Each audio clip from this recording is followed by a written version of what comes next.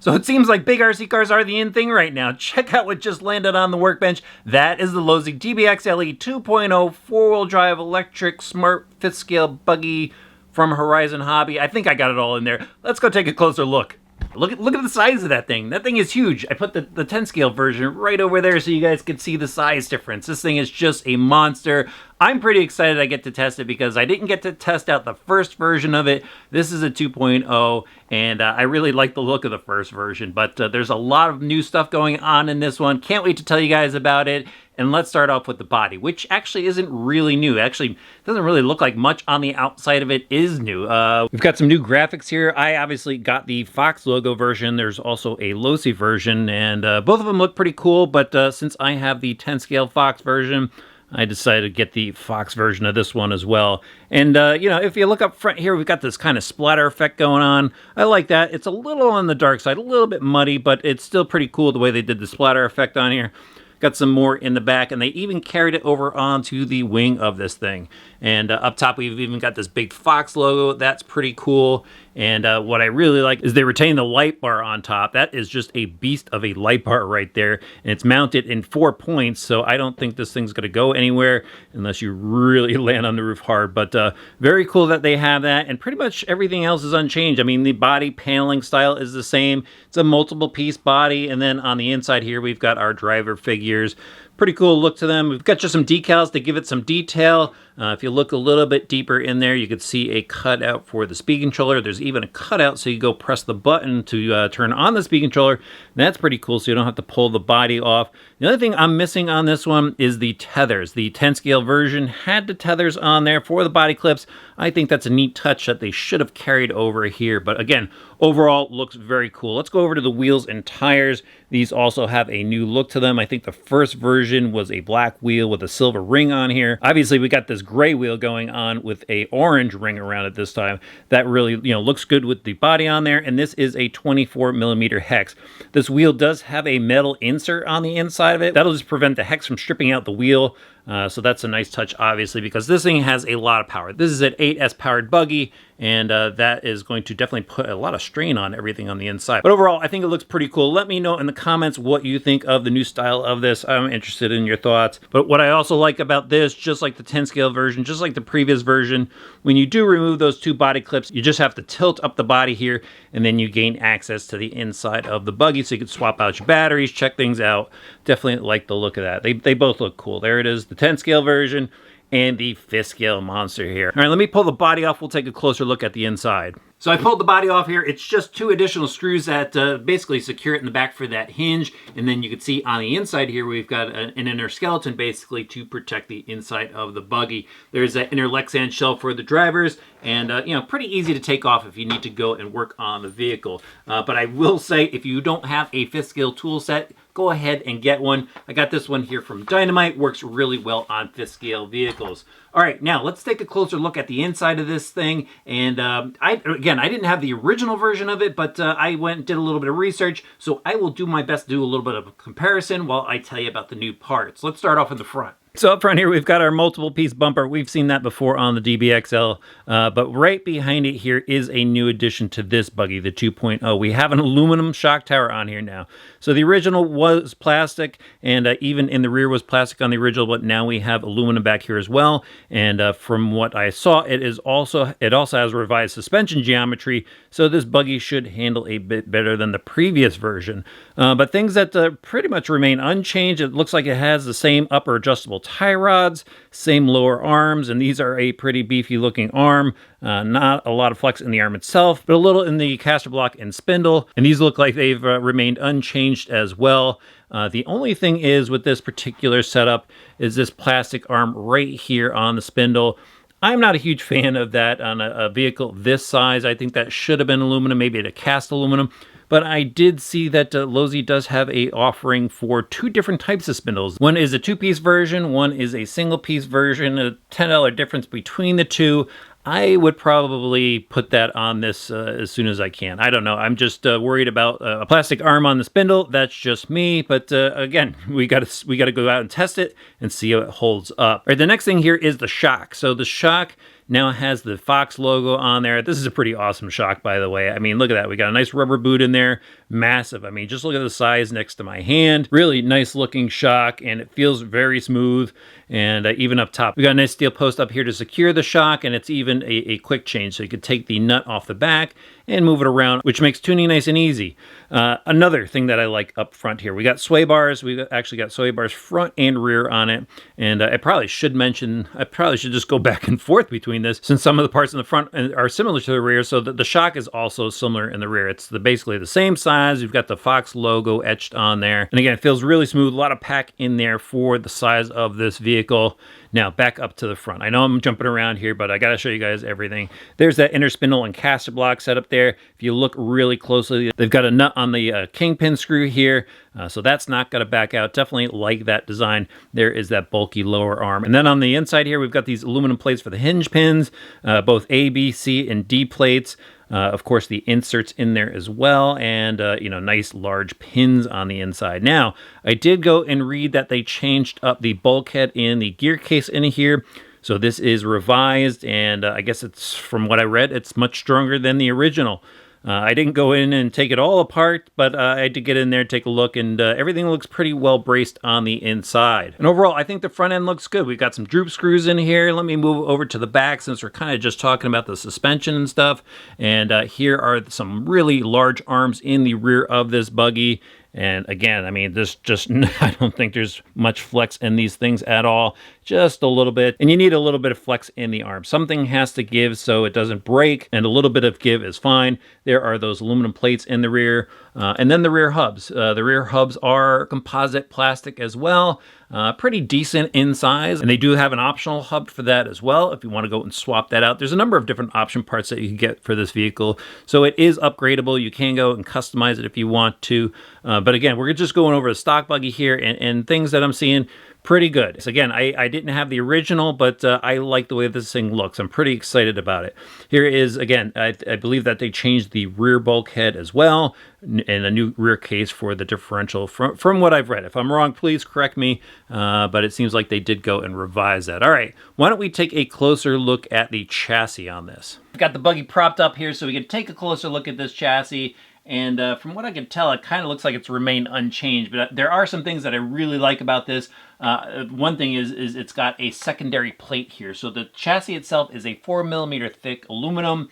I'm guessing like maybe a 60-61 as far as the material is.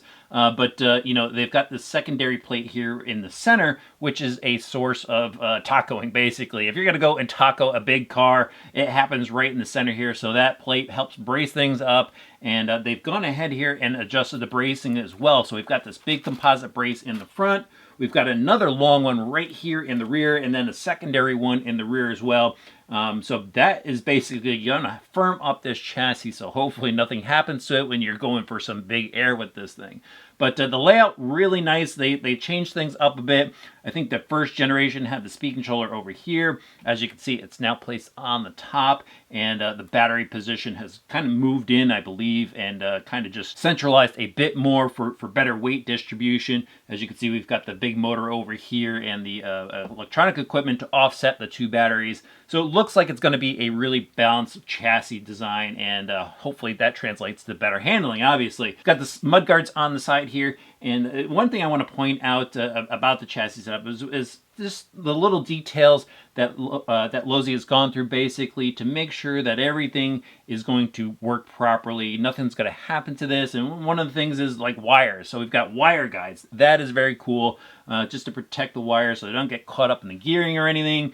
We've got a gear cover here just so you don't get your fingers caught up in the gears if you're messing around with it on the workbench or whatever. We even have a wire guide over here for the speed controller wire to go over to the receiver so it doesn't go near the center differential. Now, while I'm talking about chassis parts, let's talk about the servo mount here and the receiver case. So before it was a more simplified setup, but what we have here is a large mount, basically, and it's got a single servo in there now, but you could go and put a dual servo setup in here. So if you want some monster steering power, you have the option to go ahead and do that. And then we've got the receiver box over here, and that's supposed to be, it's weather resistant. It doesn't have a seal inside, but it keeps the majority of the debris away from the receiver. Up front here, we do have a top plate for the steering. So let me just talk about the steering while I'm over here. So I've got this, I believe it's a newer composite top plate for the steering. And underneath is the twin crank steering setup. We've got an aluminum Acromin bar on there. Really heavy duty looking. That looks like it's 4 millimeters thick as well. Maybe even near the 5 side. I didn't put my calipers on that, but that is pretty thick. And then we've got this dual arm on the servo saver over here. So underneath is the spring to damp any vibrations or any blows to the servo. But we've got the dual arm setup with fixed lengths. So no adjustment there, but at least you know that these rods are exactly equal. And then those rods actually go over to an aluminum servo horn on here. Really like that. That is very cool. No plastic servo horn here. Yes, the arms over here on the crank is plastic. Again, they do have an option for that, but looks like a really nice steering setup. And then we've got the, the adjustable tie rods out to the steering spindle. So you go and tweak toe if you want to go and do that. So I'll just talk quickly about the center mount on here. So this is a plastic mount on the front for the diff. And then we've got a massive aluminum motor plate in the rear that spans from the motor mount area all the way over to the differential area. So it's all one piece, so there isn't any real deflection there. When things are moving around, the gears should stay pretty much in line. And the motor mount, pretty easy to adjust. 2 screws on the top, 1 screw on the bottom, and you can slide the motor around to go and adjust your pinion gear on there. Oh, I forgot to talk about the battery case. So we've got 2 trays for batteries. So this is obviously a 8S capable machine.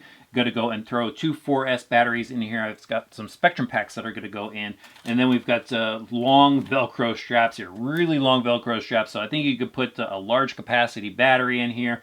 And, you've got the option to play. You got an option to move around, have different batteries to go and power this thing the way you want to. There's some foam pads in there and a pretty nice setup. And the other thing that I missed before was they actually have wire guides over here for the speed controller wires as well. And basically just keeps everything nice and stable. With larger vehicles, these cables are flopping around a lot. And maybe if you go and nosedive into the ground off of a jump, sometimes the connector comes unplugged. So this reduces the chances of that happening. So I like, the little details. Again, I think they did a great job in really refining this vehicle. All right, let's go talk about the drivetrain. So obviously the driveline is pretty heavy duty on this machine. It is 5th scale. It needs to take the abuse of the power and the weight behind it. So the drive shafts on here are steel universal drive shafts. They've got boots to help protect everything because I think a lot of people are going to want to go and run this thing in the sand. They even have some paddle tires as an option for this, so I could totally see that happening. And the rubber boots on there are a nice touch to keep all the dirt and debris out of those working joints. Then onto the center. So again, it's a revised diff case, and on the inside is just a massive differential, both front, center, and rear. And inside, obviously oil filled. We've got all metal gears on the inside, and then it's all bearing supported. It is all metal shielded bearings. Then we have a new revised outdrive cup setup on this, where it's got a through pin and it looks like a rubber O-ring on there to secure that through pin, so it doesn't eject or fall off like the last one did. Again, I didn't have the last one. Don't know exactly what it looked like, but I did read up that they went and revised that, so it pretty much eliminates that failure there. But we also have some rubber boots, and obviously steel shafts go back to the center differential, and from the center differential to the rear of the vehicle. Now, the center differential on this, it has an aluminum center cup on there, which is just a must, in my opinion, for the larger scale of vehicles, because that center diff does tend to heat up a lot. There's a lot of power going to that thing. It has to distribute power to the front and rear, so it could heat up and possibly fail if it was all composite. But on this vehicle, they have a nice aluminum cup on there, and in fact, it's double machine, so it's got a really cool look to it. But on one side of the cup is obviously a steel spur gear on there. This is direct from the pinion to the spur. I just went and reviewed the crate, and they went and put a transmission in theirs. But this is more of an A-scale style design, and it's an inline setup. So it's not like some of the Losi vehicles that have kind of an offset differential. It is a full inline setup on this particular vehicle. And with the balance and everything, I think it's going to be just perfect for performance reasons. And then on the rear of the vehicle, pretty much the same setup as the front. We've got a gear differential in the back, all metal gears on the inside. oil filled, and then steel drive shafts to go out to the 24mm hexes, which the wheels bolt to. Again, all metal shielded bearings in the back, but it looks like a pretty robust drivetrain. And, again, we'll go out, we'll test it, obviously. But from what I could tell, again, Losi is on point with their setup. And I definitely liked a few tweaks that they did to the drivetrain as well. All right, now it's time to move on to the electronics.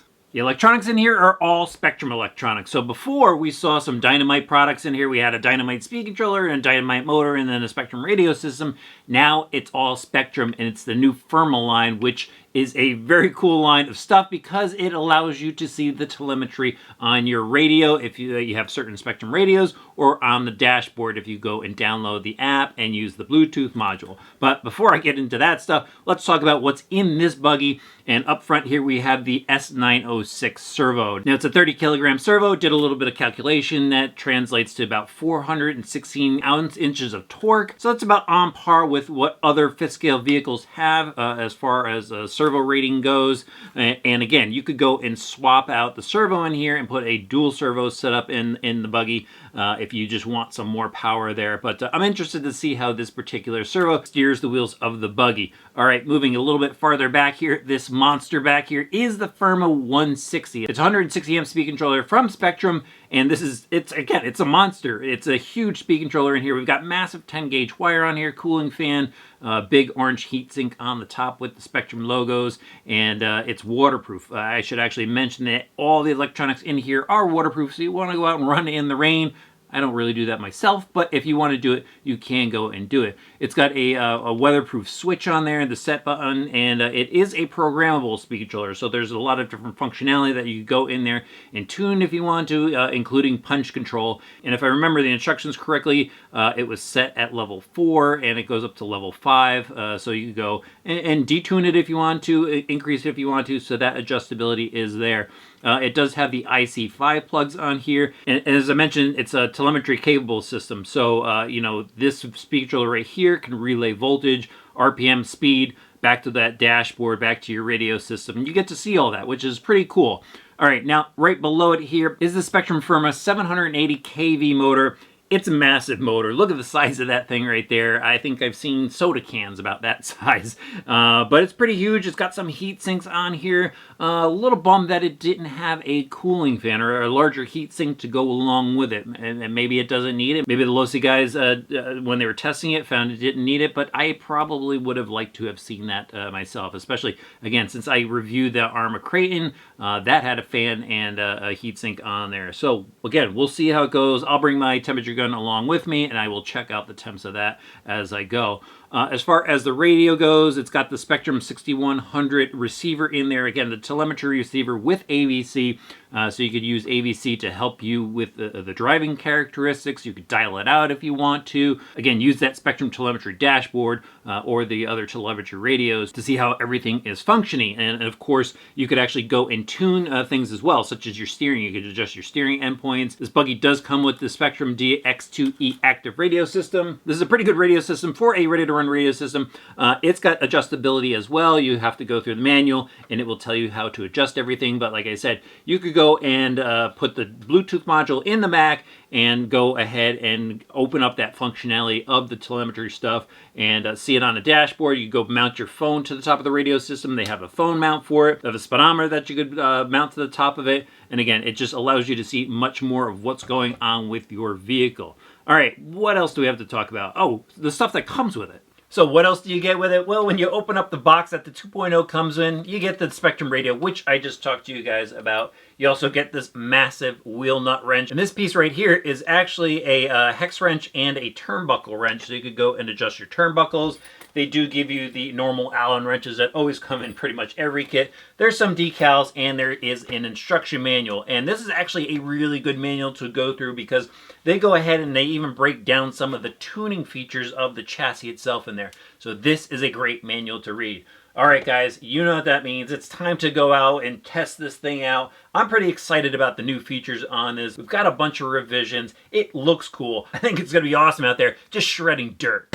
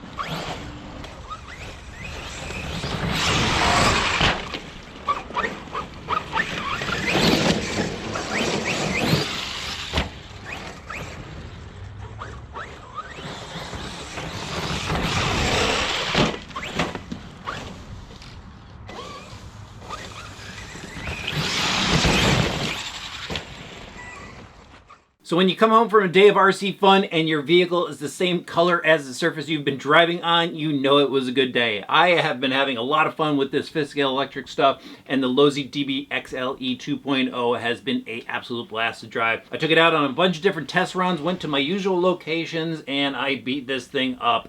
First up, this thing is pretty quiet. Now, I guess, with a large scale vehicle, I'm just used to the gasoline engine just making a lot of noise, but this thing is super quiet. It's almost as quiet as some of my 10-scale electric stuff, so that's what just blew my mind when I first started ripping on the throttle of this. But let's start off with the handling, and it handles pretty well. One thing to keep in mind is it's still a buggy, even though it's a 5th-scale machine. It's very big. It's still kind of got that buggy stance to it, so there's not a ton of ground clearance underneath that. So, when I was out at the bashing field there was a lot of ruts and stuff that were kind of tossing this thing around. It was still very controllable, especially when you're using the AVC. I tried that for a little bit, but I'm more of a full rip guy. And that's when I went and dialed it in through my Spektrum radio system. Again, I put the Bluetooth in there and used my cell phone with the dashboard app to just put it in full rip mode, get the full experience out of it. And, it did handle well. Over the jumps and stuff, it lands nice and smooth, especially if you're landing